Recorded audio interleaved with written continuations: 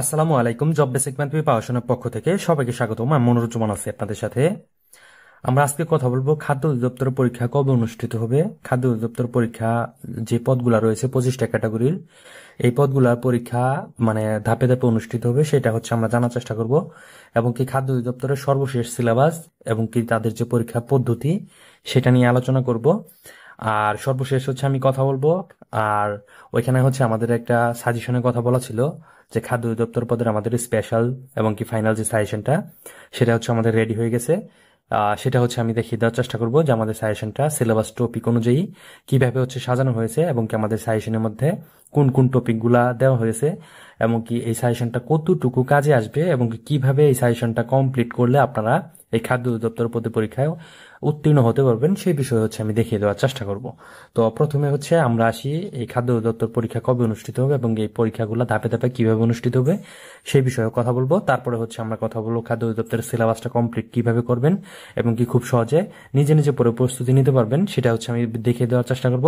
আর সর্বশেষ আমাদের ফুল সাজেশনটা আমি দেখানোর চেষ্টা করব যে টপিক অনুযায়ী আমাদের সাজেশনগুলোর ভিতরে কিভাবে সাজানো হয়েছে সেগুলো হচ্ছে আমি দেখানোর চেষ্টা করব। তো আমরা হচ্ছে প্রথমে তাহলে চলে আসি পরীক্ষা কবে অনুষ্ঠিত হবে। খাদ্য অধিদপ্তর পদের পরীক্ষাটি এই জুলাই অথবা হচ্ছে আগস্টের মধ্যে অনুষ্ঠিত হওয়ার সম্ভাবনা অনেকটাই বেশি। তবে হচ্ছে জুলাইয়ে যদি পরীক্ষা অনুষ্ঠিত হয় তাহলে জুলাইয়ের পরীক্ষা অনুষ্ঠিত হলে এটার শেষের দিকে পরীক্ষা মানে শেষ সপ্তাহে পরীক্ষা অনুষ্ঠিত হওয়ার সম্ভাবনা অনেক বেশি। যদি এই জুলাইয়ের শেষ সপ্তাহে পরীক্ষা অনুষ্ঠিত হয় তাহলে পরীক্ষা যেই পরীক্ষাগুলো অনুষ্ঠিত হবে সেটা হচ্ছে এই খাদ্য অধিদপ্তর পদের 25টা ক্যাটাগরি রয়েছে। এই 25টা ক্যাটাগরির মধ্যে সবচেয়ে বেশি যে ক্যাটাগরির পদ সংখ্যাটা রয়েছে এবং সবচেয়ে বেশি যে আবেদন করেছে যে ক্যাটাগরিতে সেই পরীক্ষাগুলা প্রথম দিকে অনুষ্ঠিত হওয়ার সম্ভাবনা রয়েছে। তারপরে হচ্ছে এটা ধাপে ধাপে মানে পরের সপ্তাহে তার পরবর্তীতে হচ্ছে যে পদগুলা রয়েছে সেগুলো আসবে। তার পরবর্তীতে মানে তার পরের সপ্তাহে হয়তোবা যে মানে ক্যাটাগরিগুলো রয়েছে সেগুলো আসতে পারে। আর যদি দেখা গেল জুলাই পরীক্ষা শুরু না হলো তাহলে পরীক্ষা অগস্টের প্রথম সপ্তাহ থেকে শুরু হতে পারে। আর যদি দেখা গেল যে অগস্টের প্রথম সপ্তাহ থেকে পরীক্ষা না শুরু হলো তাহলে হচ্ছে হয়তোবা দ্বিতীয় সপ্তাহ থেকে পরীক্ষা শুরু হয়ে যাবে। তো এটা কিন্তু পরীক্ষা ধাপে ধাপে অনুষ্ঠিত হওয়ার সম্ভাবনা রয়েছে। তো এখন হচ্ছে পরীক্ষা যদি ধাপে ধাপে পরীক্ষা অনুষ্ঠিত হয় তাহলে হচ্ছে সেগুলো কিভাবে অনুষ্ঠিত হতে পারে। দেখেন যে 13তম গ্রেড এটা যে নিয়োগটা রয়েছে এই 13তম গ্রেডের উপখাদ্য পরিদর্শক এখানে প্রায় হচ্ছে 400-400-র উপরে পদ সংখ্যা রয়েছে। তো এখানে কিন্তু দেখা গেছে যে এই 400 পদের বিপরীতে প্রায় হচ্ছে 4 লক্ষ প্রার্থী রয়েছে। তো এইখানে হচ্ছে দুইবার নিয়োগটা হতে 23 সালে এবং 25 সালে। তো এখানে প্রার্থীর সংখ্যা বেশি বেশি হয়ে গেছে, প্রায় 4 লক্ষ প্রার্থী এখানে হয়ে গেছে। আবার দেখা গেছে যে উপখাদ্য পরিদর্শক পদে যারা আবেদন করেছে তারা কিন্তু এই 15তম গ্রেডে সহকারী উপখাদ্য পরিদর্শক পদে আবেদন করেছে। তো দেখা গেছে যে এইখানে যারা আবেদন করেছে এইখানেও প্রায় অনেকে আবেদন করেছে। তো এই দুইটাতে মিলে দেখা গেছে প্রায় এই উপখাদ্য পরিদর্শক আর হচ্ছে সহকারী উপখাদ্য পরিদর্শক এই দুইটা পদেই প্রায় হচ্ছে 10 লক্ষ প্রার্থী আছে এইখানে আবেদন করেছে। তো এই 10 লক্ষ প্রার্থীর পরীক্ষাটা হয়তো বা 13তম গ্রেডেরটা একদিন অনুষ্ঠিত হবে, 15তম গ্রেডের পরীক্ষাটা একদিন অনুষ্ঠিত হবে। আর সহকারী কাম কম্পিউটার মুদ্রাক্ষরিক 15তম গ্রেড যেটা রয়েছে এটার পরীক্ষাটা অন্য আরেকদিন অন্য কোনো সপ্তাহে অনুষ্ঠিত হবে। তো এইভাবে যে ধাপে ধাপে অনুষ্ঠিত হলে যারা হচ্ছে একাধিক পদে আবেদন করেছেন তারা হচ্ছে পরীক্ষাগুলো দিতে পারবেন। আর খাদ্য অধিদপ্তর আপাতত মনে হচ্ছে যে এই সুযোগটা দিবে। আর data entry operator control operator এটা হচ্ছে 16তম গ্রেড, এখানে হচ্ছে 72টি পদ রয়েছে।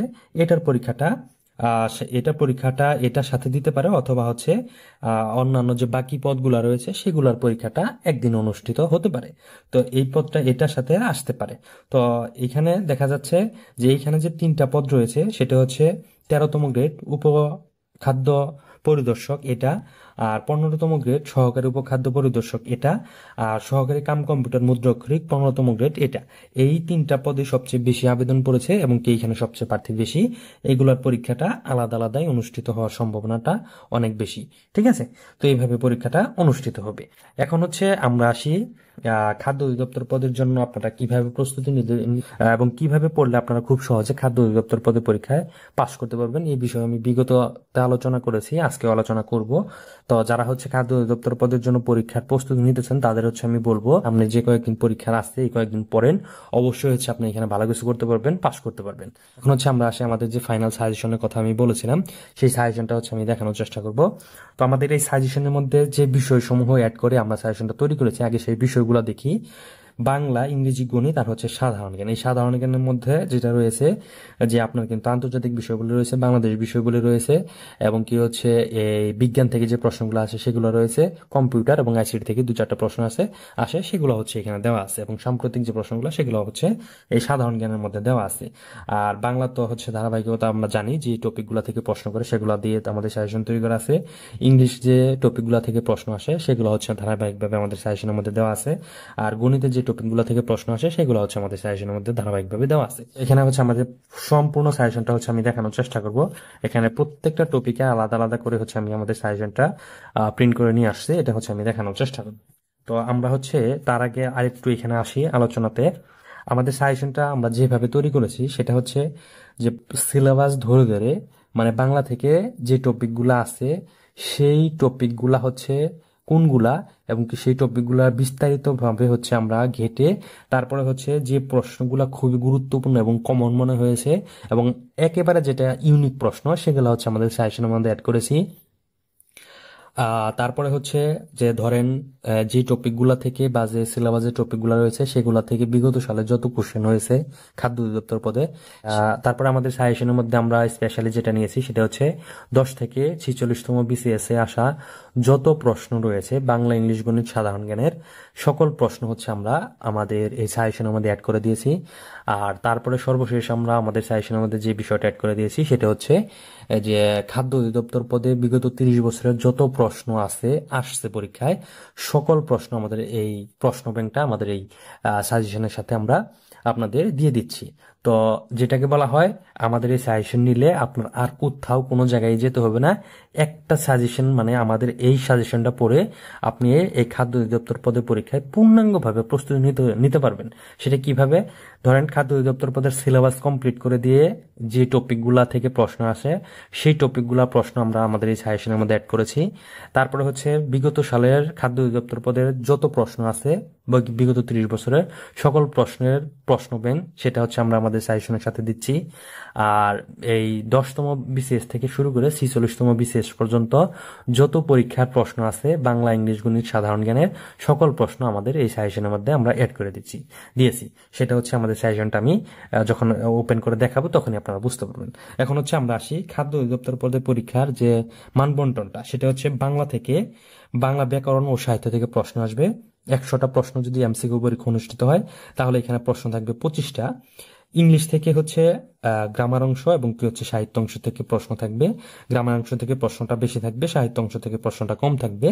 তো এই দুইটা মিলে হচ্ছে এখানে থাকবে 25 মার্কের প্রশ্ন।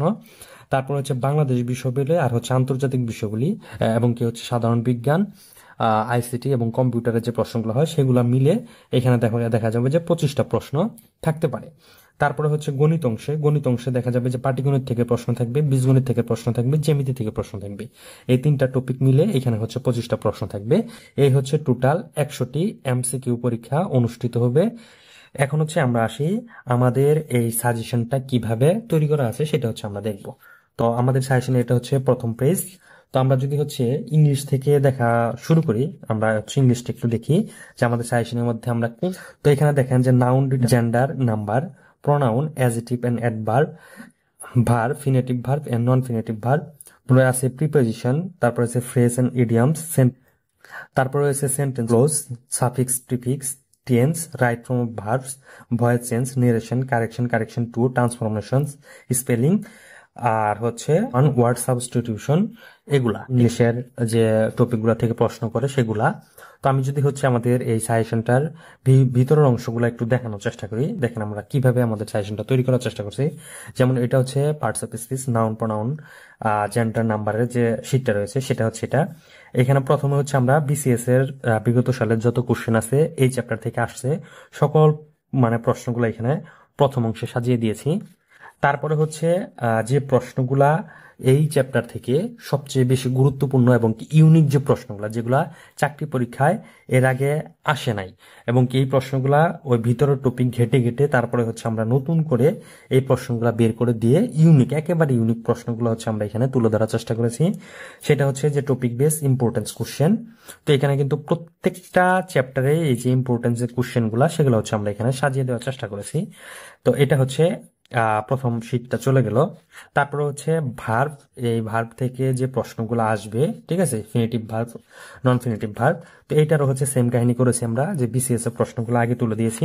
তারপরে হচ্ছে আমরা এই চ্যাপ্টারের যত গুরুত্বপূর্ণ প্রশ্নগুলো আছে সেই প্রশ্নগুলো হচ্ছে আমরা একেবারে ইউনিক যে প্রশ্নগুলো সেগুলো হচ্ছে আমরা এখানে তুলে দিয়েছি এইভাবে হচ্ছে। তারপরে ইংলিশের যে শীটটা রয়েছে আমাদের সেটা হচ্ছে অ্যাডজেক্টিভ, ডিগ্রি, অ্যাডভার্ব, এটার যে শীটটা সেটা হচ্ছে প্রথমে হচ্ছে আমরা এই চ্যাপ্টারে বিসিএস আসার যত প্রশ্ন আছে সেগুলো তুলে দিয়েছি।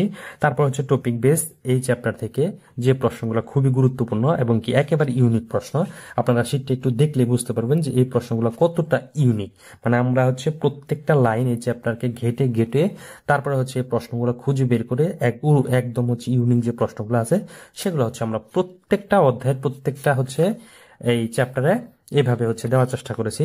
তারপরে দেখেন যে পার্টস অফ স্পিচ, প্রনাউন, হচ্ছে প্রথমে যেটা করেছি যে এই চ্যাপ্টার থেকে বিসিএসে আসা যত প্রশ্ন আছে সবগুলো হচ্ছে এখানে তুলে ধরেছি। তারপরে হচ্ছে এই টপিক থেকে যত গুরুত্বপূর্ণ প্রশ্নগুলো আছে সেগুলো হচ্ছে আমরা এখানে দেওয়ার চেষ্টা করেছি। এবং কি খাদ্য অধিদপ্তর পদে এখানে যে পরীক্ষার প্রশ্নগুলো আসছে এই চ্যাপ্টার থেকে বিগত 30 বছরে সেগুলো হচ্ছে আমরা আমাদের এই সাজেশনটার মধ্যে অ্যাড করে দেওয়ার চেষ্টা করেছি। মানে বিগত সালে খাদ্য অধিদপ্তর সকল পরীক্ষার প্রশ্ন এখানে দেওয়া আছে।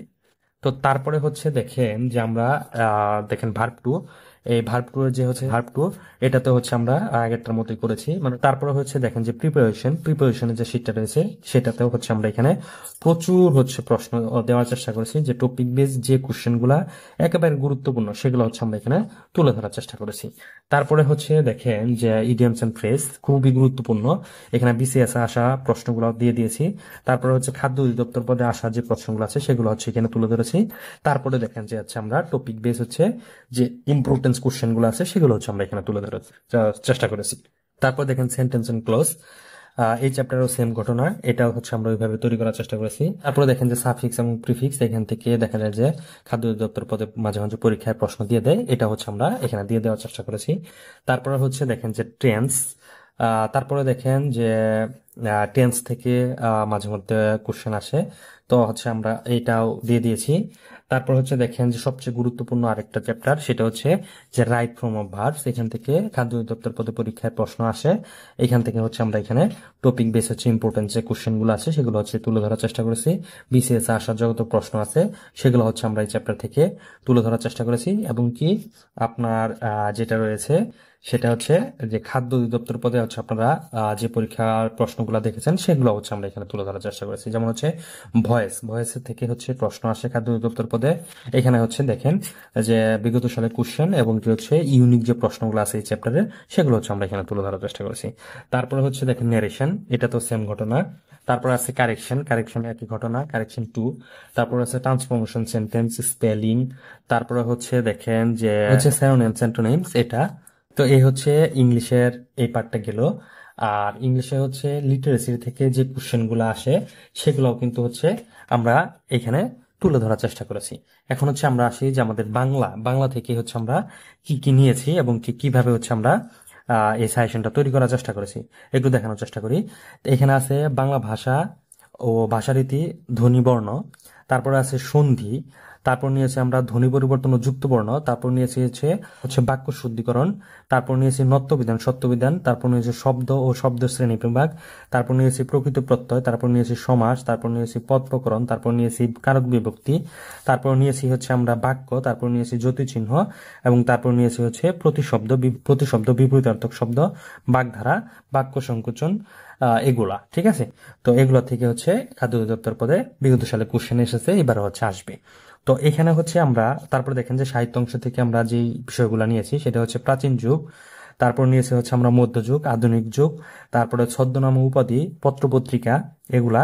তারপরে হচ্ছে আধুনিক যুগ, আধুনিক যুগ 2, আধুনিক যুগ 3 এবং নারী সাহিত্যিক ও নাট্যকার যা প্রয়োজন হয় এই খাদ্য অধিদপ্তর পদের পরীক্ষার জন্য সবই হচ্ছে আমরা এখানে দিয়ে দেওয়ার চেষ্টা করেছি। তো এখন যদি হচ্ছে আমরা আমাদের এই সাজেশনটা দেখানোর চেষ্টা করি ভিতরের অংশে, আমরা কিন্তু এখানে এখানে আপনারা যেটা পাচ্ছেন সেটা হচ্ছে বিস্তারিত আলোচনা পাচ্ছেন, সাথে হচ্ছে আপনারা খাদ্য অধিদপ্তর পদের বিগত সালে যত কোশ্চেন আছে সেগুলো পাচ্ছেন, এবং কি এই চ্যাপ্টারগুলো থেকে ইউনিক যে প্রশ্নগুলো একেবারে ইউনিক, এক কথা যেটা বলে যে প্রত্যেকটা এই চ্যাপ্টার ভিতরে ঘেটে ঘেটে আমরা বইগুলা ঘেটে ঘেটে তারপরে হচ্ছে এই প্রশ্নগুলো তৈরি করার চেষ্টা করেছি এবং কি প্রশ্নগুলো দেওয়ার চেষ্টা করেছি, যেগুলো হচ্ছে আপনারা বই পড়ে মানে বিস্তারিত পড়ে রিটেন পড়ে আপনাকে এই প্রশ্নগুলো খুঁজে বের করতে হবে। সেই প্রশ্নগুলো হচ্ছে আমরা এখানে সংযোজন করে দেওয়ার চেষ্টা করেছি। মানে এক কথা যেটা বলে একেবারে যেটা বলা হয় ঔষধের মতো হচ্ছে আমরা বের করে নিয়ে তারপরে হচ্ছে আমরা এখানে সাজানোর চেষ্টা করেছি। তো এটা হচ্ছে তাহলে প্রথম শীট যেটা গেল সেটা।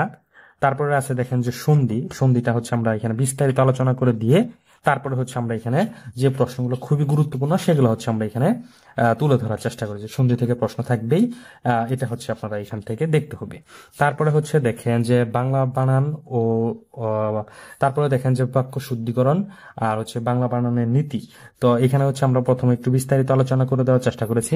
তারপরে হচ্ছে আমরা বিগত সালের যত প্রশ্ন আছে সেই প্রশ্নগুলো দেওয়ার চেষ্টা করেছি বিসিএস এর এবং কি হচ্ছে খাদ্য অধিদপ্তরের, সেগুলো দিয়ে তারপরে হচ্ছে আমরা এই চ্যাপ্টারের যে গুরুত্বপূর্ণ যে প্রশ্নগুলা একেবারে নতুন মনে হয় সেই প্রশ্নগুলো হচ্ছে আমরা এখানে সংযোজন করার চেষ্টা করেছি। তারপরে হচ্ছে দেখেন যে আমরা এখানে প্রতিশব্দ, এটাতেও সেম ঘটনা ওইভাবে আমরা তৈরি করার চেষ্টা করেছি। পারিভাষিক শব্দ, এটা হচ্ছে আমরা ওইভাবে দেওয়ার চেষ্টা করেছি। প্রতিশব্দ, বিপরীতার্থক শব্দ, এই শীটটা হচ্ছে আমরা যেটা বলা হয় যে বিগত বিসিএস এ আসা সকল প্রশ্ন, খাদ্য অধিদপ্তর পদে আসা সকল প্রশ্ন এবং কি হচ্ছে নতুন সংযোজন করে এখানে যে প্রশ্নগুলা একেবারে ইউনিক সেগুলো হচ্ছে আমরা এখানে অ্যাড করে দেওয়ার চেষ্টা করেছি। তারপরে হচ্ছে জ্যোতি চিহ্ন, স্যাডু চিহ্ন, উপসর্গ, এটাতেও ওই সেম ঘটনা। সমাসটা খুবই গুরুত্বপূর্ণ, এখান থেকে প্রশ্ন থাকবে। এখানে হচ্ছে আপনারা যেভাবে দেখলেন সেভাবে হচ্ছে তৈরি করার চেষ্টা করেছি। কারক বিভক্তি, এটা হচ্ছে আমরা খুবই সুন্দর করে দেখেন আমরা সাজানোর চেষ্টা করেছি। এখানে কারক বিভক্তি যে নিয়মগুলা রয়েছে সেগুলো হচ্ছে আমরা একটু দেওয়ার চেষ্টা করেছি, যেমন হচ্ছে এই যে কর্মকারক, তারপরে হচ্ছে করণকারক, এগুলো হচ্ছে আমরা একটু বিস্তারিত আলোচনা করার চেষ্টা করেছি। তারপরে হচ্ছে এখানে আর যে গুরুত্বপূর্ণ যে টপিকের প্রশ্নগুলা সেই প্রশ্নগুলা কিন্তু আলাদা আলাদা ভাবে প্রত্যেকটা কারক বিভক্তির প্রশ্নগুলা আলাদা আলাদা ভাবে হচ্ছে আমরা এখানে দেওয়ার চেষ্টা করেছি। ঠিক আছে, তো এইভাবে হচ্ছে এটাও তৈরি করেছি। তারপরে হচ্ছে দেখেন যে বাক্য শুদ্ধিকরণ, বাক্য গঠন, ঠিক আছে, এটা হচ্ছে আমরা ওইভাবে তৈরি করেছি। তারপরে যদি আমরা এখন বাংলা সাহিত্যটা একটু দেখাই, বাংলা সাহিত্যটা প্রথম যে অংশটা আছে এটা হচ্ছে বাংলার যেটাকে বলা হয় অন্ধকার যুগ, প্রাচীন যুগ, চর্যাপদ, এটা আলোচনা করেছি। তারপরে হচ্ছে আমরা আলোচনা করেছি, তারপরে হচ্ছে দেখেন যে মধ্যযুগেরটা আমরা হচ্ছে এখানে দেওয়ার চেষ্টা করেছি। তারপরে হচ্ছে দেখেন আধুনিক যুগের এটা। তারপরে হচ্ছে এটা ছদ্মনাম, উপাধি এবং কি সংবাদপত্র, কবি সাহিত্যিকদের জন্ম এবং মৃত্যু। তারপরে মুক্তিযোদ্ধা, ভাষা আন্দোলন ভিত্তিক যে প্রশ্নগুলো গুরুত্বপূর্ণ সেগুলো হচ্ছে আমরা এখানে দেওয়ার চেষ্টা করেছি।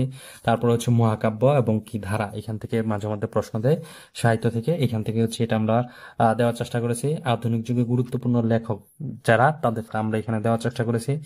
আর সর্বশেষ যেটা দিয়েছি সেটা হচ্ছে যে এই হচ্ছে আমাদের পূর্ণাঙ্গ সাজেশনটা। তো এটা যদি হচ্ছে আপনারা কেউ পড়েন, এখানে আপনারা একসাথে যেটা পেয়ে যাচ্ছেন সেটা হচ্ছে যে একদম কমপ্লিট করা হচ্ছে একটা সাজেশন।